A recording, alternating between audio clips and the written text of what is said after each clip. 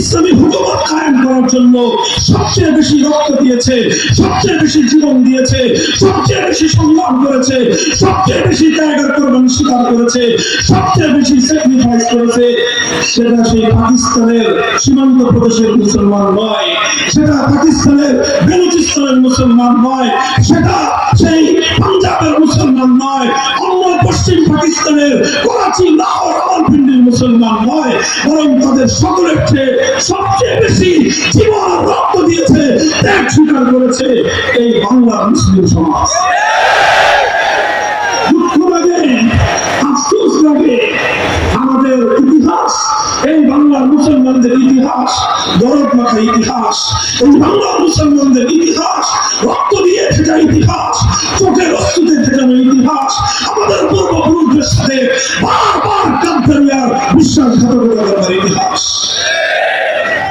আমরা, আমাদের বাড়ির কাছে ছিল কলকাতা, আমাদের বাড়ির কাছে ছিল দিল্লি, আমাদের চারিপাশে ছিল ভারত, আমাদের মুসলমান পূর্বপুরুষরা সিদ্ধান্ত নিল যে না, এই বিশাল ভারতের অংশ হওয়ার প্রয়োজন আমাদের নাই, বাড়ির কাছের কলকাতার সঙ্গে গাছছাড়া বাঁধার কোনো প্রয়োজন আমাদের নাই, বাড়ির কাছের দিল্লির সঙ্গে আমরা একত্রিত থাকবো না, বরং আমরা এই ভারতকে লাথি মেরে 2000 কিলোমিটার দূরের পশ্চিম পাকিস্তানিদের সঙ্গে হাতে হাত রাখলাম।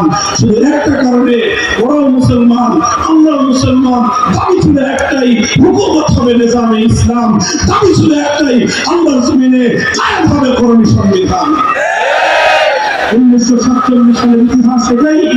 ইতিহাস পড়ুন, দেখবেন পশ্চিম পাকিস্তানিরা আল্লাহর জমিনে আল্লাহর হুকুমত কায়েমের জন্য, ইসলামী রাষ্ট্র প্রতিষ্ঠার জন্য যতটুকু ত্যাগ গোটা পশ্চিম পাকিস্তানের 5 প্রদেশ মিলে করেছে, 5 প্রদেশের ত্যাগকে এক পাল্লা রাখেন, শুধু এই বঙ্গ এলাকার 1 প্রদেশের মুসলমানদের ত্যাগ আর কোরবানি আরেক পাল্লা রাখেন, আল্লাহর কসম খেয়ে বলতে পারি পশ্চিম পাকিস্তানের 5 প্রদেশের ত্যাগের কোরবানির চেয়ে আমাদের এক বাংলাদেশের মুসলমানদের ত্যাগের কোরবানির পাল্লা ভারী হয়ে যাচ্ছে।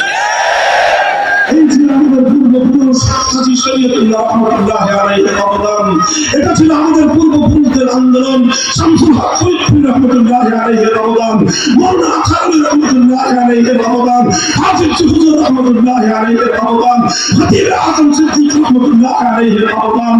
এই বাংলার মুসলিম জাতির নেতৃত্বে উলামায়ে কেরামের কারণেই এদেশের মুসলমানরা এভাবে পার্শ্ববর্তী ভারতকে ডিঙিয়ে, পার্শ্ববর্তী ভারতকে বৃদ্ধাঙ্গুলি দেখিয়ে কত দূরবর্তী একটা সম্প্রদায়ের সঙ্গে শুধুমাত্র ইসলামী আদর্শ বাস্তবায়নের স্বপ্ন নিয়ে ঐক্যবদ্ধ হয়ে পাকিস্তান গঠন করেছিলেন। এরপর ইতিহাস, এরপর ইতিহাস হৃদয় রক্তক্ষরণের ইতিহাস, এরপর ইতিহাস দুঃখ এবং করুণ ইতিহাস। এই দীর্ঘ সময়ে পশ্চিম পাকিস্তানিরা বারবার শুধুমাত্র আমাদের সঙ্গে গাদ্দারি করেছে। আমাদের উলামায়ে কেরাম, আমাদের ইসলামী নেতৃত্ব বারবার তাদেরকে বলেছেন, অঙ্গীকার পুরা করেন, ঘোষণা ছিল, জাতির সঙ্গে ওয়াদা ছিল, মুসলমানদের জন্য আলাদা ভূখণ্ড হবে, আর সেই ভূখণ্ডের আইন এবং শাসন ব্যবস্থা হবে কোরআনী শাসন ব্যবস্থা। এই ছিল অঙ্গীকার, এই ছিল ওয়াদা।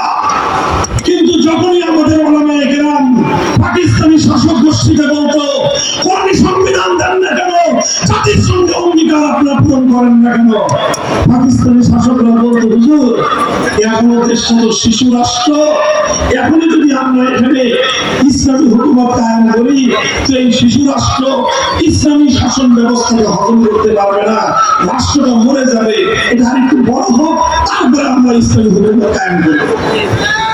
এইভাবে বছরের পর বছর যায়। উলামায়ে কেরাম বারবার বলেন যে কবে আপনাদের এই শিশু রাষ্ট্র বড় হবে, কবে বড় হবে, কবে বড় হবে, কবে?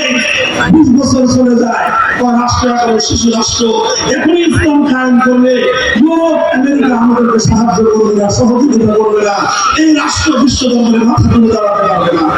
24 বছর চলে যায়, এখন ওই শিশু রাষ্ট্র বড় হয় না। আমার প্রধান শাইখুল হাদিস আল্লামা আজিজুল হক রহমাতুল্লাহ আলাইহির কাছে বহুবার আমি শুনেছি, তিনি বলতেন, সেই ফলা 24 বছরের বালেক হয় না, ওটা 90 বছরের বালেক হয় না। পাকিস্তান রাষ্ট্র এই 24 বছর পর্যন্ত এটা বলে শিশুই থাকে না, এই 24 বছরে বলে ও আর বালেক হলো না, মুসলমানের সিদ্ধান্ত নিল যেই বলা 24 বছরেও বালেক হয় না, ওটা 24 বছরে মুসলমানি করলেও বালেক বানানো যায় না, এই বলার দরকার নেই। মুসলমানরা সিদ্ধান্ত নিল যে আল্লাহ জমিনে আল্লাহ কোরআনের আইন বাস্তবায়নের অঙ্গীকার করে যে রাষ্ট্র হয়েছিল, কোরআনের সংবিধান যখন পেলাম না, পাকিস্তানের প্রয়োজন নয়, ভেঙে টুকরো করে দাও। মুসলমানদের সেন্টিমেন্ট এটাই ছিল। সেই সুযোগে সেই সময়ে 1970 সালের জাতীয় নির্বাচন আসলো। সেই জাতীয় নির্বাচনের প্রেক্ষাপটে এই অঞ্চলের বাঙালিদের নেতা হিসেবে শেখ মুজিবুর রহমান সাহেব সামনে লাইন লাইটে আসলেন। লাইন লাইটে এসে তিনি তার জীবনের সবচেয়ে বড় কল্যাণময় কাজটা করলেন। কি কাজ? তিনি বললেন, যদি আমরা 70-এর এই নির্বাচনে বিজয়ী হতে পারি, আমরা যদি সরকার গঠন করতে পারি, তাহলে আমাদের এই দেশে শেখ মুজিবুর রহমান সাহেব 70-এর জাতীয় নির্বাচনে গোটা বাংলাদেশের মানুষের সঙ্গে অঙ্গীকার করলেন, আমরা যদি বিজয়ী হতে পারি, কোরআন সুন্নাহ বিরোধী কোনো আইন করব না। এই ছিল বঙ্গবন্ধু শেখ মুজিবুর রহমান সাহেবের পুরো রাজনৈতিক জীবনের ইতিহাসে সবচেয়ে বড় কল্যাণময় কাজ। তিনি এই ঘোষণা দিলেন, এদেশের মুসলমানরা তার এই ঘোষণাকে স্বাগত জানালো। ভাই, এটা আমার কথা নয়, বাংলাদেশের ইতিহাস করেন, বাংলাদেশের ইতিহাস আওয়ামী লীগের অফিস করাইছে, ইতিহাস করে দেয়। শত শত ইতিহাস গ্রন্থ আছে, তোমাদের বাড়িতে আছে, ঘরে আছে। এই সমস্ত ইতিহাস পড়েন। 70-এর জাতীয় নির্বাচনে আওয়ামী লীগের ম্যানিফেস্টো কি ছিল, ইশতেহার কি ছিল, দেখেন সেখানে এই কথা ছিল, কোরআন সুন্নাহ বিরোধী কোনো আইন করা হবে না। এরপরে কি দেখলাম আমরা? তিনি বিজয়ী হলেন। এদেশের মানুষ অভূতপূর্ব ম্যান্ডেট দিল শেখ মুজিবুর রহমান সাহেবকে। তিনি নিরঙ্কুশ সংখ্যাগরিষ্ঠতা পেয়ে বিজয়ী হলেন। পশ্চিম পাকিস্তানিরা ক্ষমতা হস্তান্তর না করে 25শে মার্চ ভয়াল কালো রাতে এদেশের মানুষের উপর বর্বর হত্যাযজ্ঞ পরিচালনা করলো। 26শে মার্চ স্বাধীনতার ঘোষণা হলো। 1971-এর 26শে মার্চ থেকে 16ই ডিসেম্বর পর্যন্ত স্বাধীনতার সংগ্রামের পর, রক্তক্ষয়ী মুক্তিযুদ্ধের পর বাংলাদেশ স্বাধীন হলো। এই স্বাধীনতার পূর্ণ সময়টাই শেখ মুজিবুর রহমান সাহেব পশ্চিম পাকিস্তানিদের কাছে আবদ্ধ ছিলেন, আপ্যায়িত ছিলেন, এবং আপ্যায়িত ছিলেন। এরপরে যখন বাংলাদেশ স্বাধীন হলো, তারা ওনাকে মুক্ত করে দিলেন। উনি মুক্ত হয়ে লন্ডন গেলেন। শ্রীমতী ইন্দিরা গান্ধীর সঙ্গে ওনার গল্প সল্প হলো, আলাপ আয়োজন হলো। সব কিছু হওয়ার পর শ্রীমতী ইন্দিরা গান্ধী ভারতের তৎকালীন প্রধানমন্ত্রী একটা ছোট্ট চিরকুট শেখ মুজিবুর রহমান সাহেবের মুজিব কোরের পকেটে ঢুকিয়ে দিলেন। শেখ মুজিবুর রহমান সাহেব বাংলাদেশে আসলেন। স্বাধীনতার পরবর্তী 72-এর শুরুতেই অভূতপূর্ব এই জাতির একটা অবিসংবাদিত নেতা হিসেবে তার আবির্ভাব হয়েছিল। এ জাতি তাকে বরণ করে নিয়েছিল। কিন্তু 72-এর কয়েক মাস যেতে না যেতেই তিনি যে কাজটা করলেন, সেটা হলো 70-এর নির্বাচনের আগে জাতির সঙ্গে কৃত সেই অঙ্গীকার তিনি সরাসরি ভঙ্গ করলেন।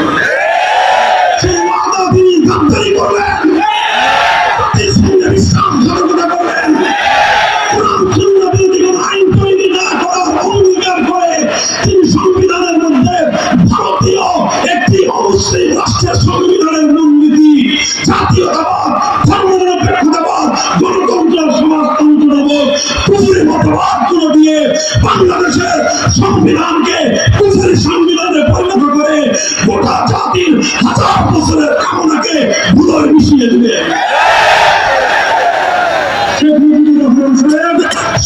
নির্বাচন লাগে যেই কল্যাণের কাজটা করেছিলেন, 72-এ এসে নিজ হাতে তিনি সেই কল্যাণের কবর রচনা করলেন। তিনি জাতির সঙ্গে জাতিকে নেতৃত্ব দিয়ে যে মহান দায়িত্ব পালন করেছিলেন, 72-এর সংবিধান রচনা করে তিনি তার জীবনের সমস্ত অর্জনকে বিসর্জন দিয়েছিলেন। এরপর ইতিহাস নিয়ে বেশি বলতে চাই না। 75-এ তিনি তার প্রাপ্য পেয়ে গিয়েছেন। মুসলমানদের সঙ্গে, আল্লাহর সঙ্গে, আল্লাহর পয়গম্বরের সঙ্গে বিশ্বাসঘাতকতার ফল তিনি পেয়ে গিয়েছেন। তারপর অনেক পরিবর্তন এলো। কেউ কিছু পরিবর্তন করার চেষ্টা করলেন। সেই জায়গায় বিসমিল্লাহির রহমানির রহিম সংযুক্ত করলেন সংবিধানের উপরে। ধর্মনিরপেক্ষতা নামক কুফরি মতবাদকে উচ্ছেদ করে আল্লাহর উপর পবিত্র আস্থা এবং বিশ্বাস সংযুক্ত করলেন। আরেকটি দেশে রাষ্ট্র ধর্ম ইসলাম সংযুক্ত করলেন।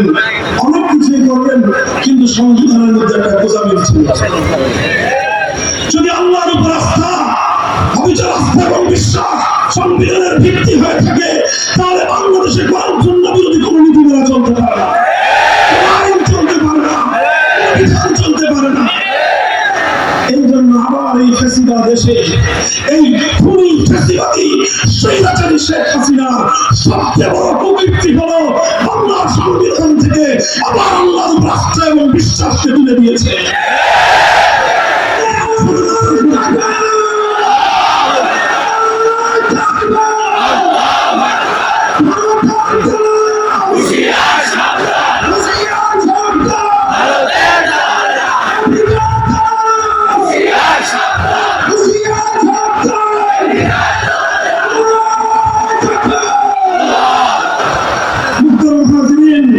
এই সংবিধানের মধ্যে সংসদকে, জনগণকে এবং জনগণের প্রতিনিধি হিসেবে জাতীয় সংসদকে সেই ক্ষমতা দেওয়া হয়েছে যেই ক্ষমতা একমাত্র আল্লাহর জন্য নির্ধারিত।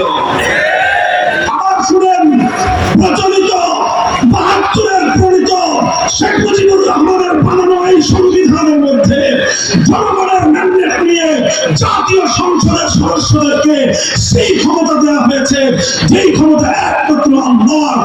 এক আল্লাহর আসনে দুর্গা বসলে যেরকম তাগুত হয়, এক আল্লাহর আসনে সরস্বতী কালী বসলে যেরকম তাগুত হয়, এক আল্লাহর আসনে লাত মানাত উজ্জা হুবল বসলে যেরকম তাগুত হয়, আল্লাহ সার্বভৌম আইন তৈরি করবার ক্ষমতা গ্রহণ করে এই সংসদও তাগুতি সংসদে পরিণত হয়েছে।